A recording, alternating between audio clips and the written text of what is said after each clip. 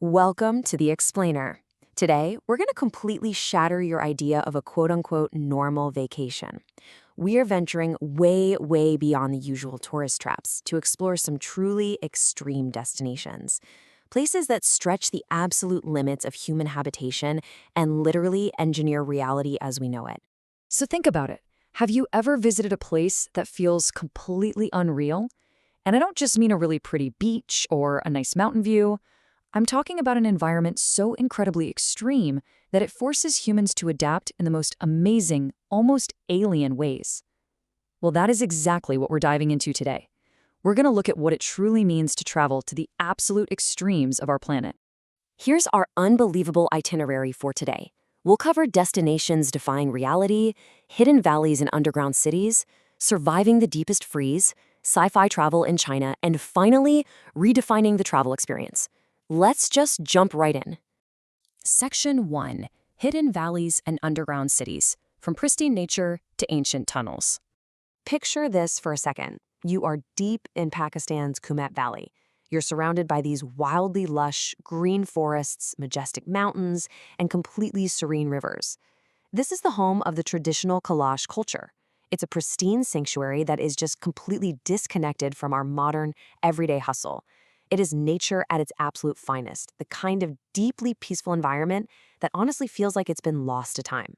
But what happens when a sanctuary isn't found out in nature, but actually beneath it? Over in Turkey's Cappadocia region, there's the ancient underground city of Derinkuyu.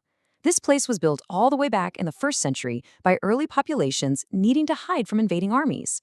And the craziest part?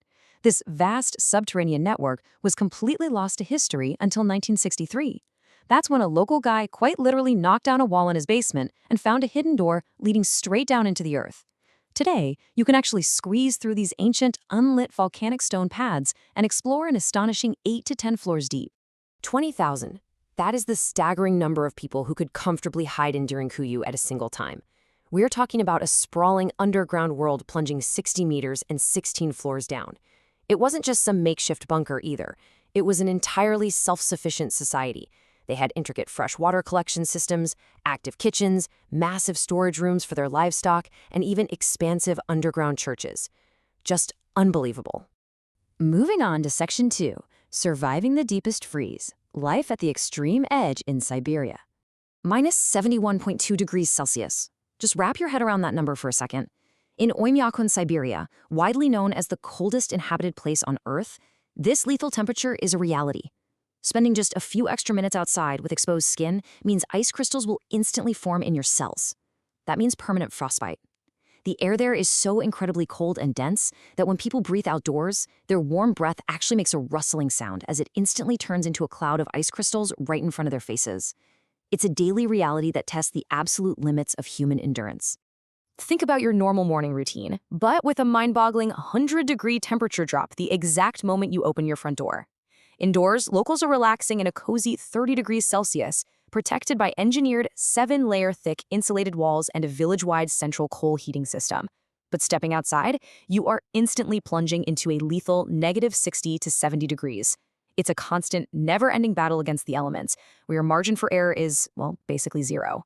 Now, you might be wondering, how on earth do they get water? Because in this climate, traditional plumbing is completely impossible. The pipes would freeze solid and burst in a heartbeat. So residents actually have to chisel massive, heavy blocks of ice from a naturally unfrozen river spring. Then they haul them onto sleds by hand and slowly melt them indoors over a stove. Imagine having to do that brutal manual labor in freezing temperatures every single time you wanted to take a bath, boil water for tea, or just wash your dishes. Living in harmony with this kind of cold requires some absolutely incredible adaptations. You don't just throw on a winter coat, you're wearing up to 20 layers of clothing heavy with reindeer fur. And because absolutely nothing grows in the frozen earth, locals have to get their essential vitamins from a strict diet of raw, frozen horse meat and wild fish. Even our modern technology totally struggles here. Cars left outside will freeze solid in hours, meaning you need 3-hour sessions with literal jet heaters just to start the engine. But, they also use the cold to their advantage. They turn unheated entryways into massive natural deep freezers. It's a life sustained by ancient shamanic traditions, those super resilient, thick-furred Yakutian horses, and just pure, absolute human grit. Section 3, Sci-Fi Travel in China, Hyper-Engineered Luxury and Surreal Nature. $500 million. That's the jaw-dropping cost to build the intercontinental Shanghai Wonderland. We're leaving the brutal tundra behind for this, a 5-star hotel that took 12 years to engineer. And get this, it's uniquely constructed 300 feet deep inside an abandoned, flooded rock quarry. It features these incredible underwater suites that literally make you feel like you're sleeping inside a luxury aquarium. Oh, and for the adrenaline junkies out there, you can actually bungee jump into the quarry right off the hotel's structure. It is wild. But nowhere is the contrast between raw, natural beauty and wildly futuristic tech more obvious than in Zhangjiajie National Park. These majestic, seemingly floating limestone cliffs actually inspired the landscapes in the movie Avatar. But how do you navigate them today? Well, you can ride a 1,000-foot outdoor elevator bolted directly to the sheer cliff face to skip a 3-hour hike. Or, and I'm totally serious here, you can rent robotic exoskeleton hiking legs to supercharge your walking abilities.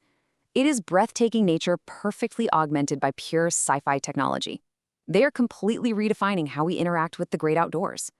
And China offers this really fascinating duality between ancient history and hyper-funded modern reconstructions. Let's compare two places. Take Farang, a quiet, deeply local and authentic 2,000-year-old ancient city that is famously perched right on top of a roaring waterfall. Now compare that to Wangshan. This place was built recently out of an old mining town for $350 million. It's highly curated, bustling with endless food stalls, and designed to be this picture-perfect, almost Disneyland-style version of ancient aesthetics. Both give you striking cliffside views, but with completely, radically different philosophies on what the travel experience should actually be.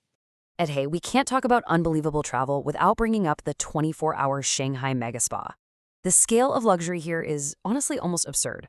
For less than $200, you get an all-inclusive 12 to 24-hour stay in a neon-lit oasis smack in the middle of a bustling metropolis. I'm talking unlimited buffets featuring caviar and endless desserts, traditional gua sha and cupping back treatments, sprawling hot tubs, arcades, and even private sleeping pods with noise-canceling headphones so you can just escape the world and take a nap whenever you want. Which brings us to point 5, redefining the travel experience, pushing the boundaries of exploration.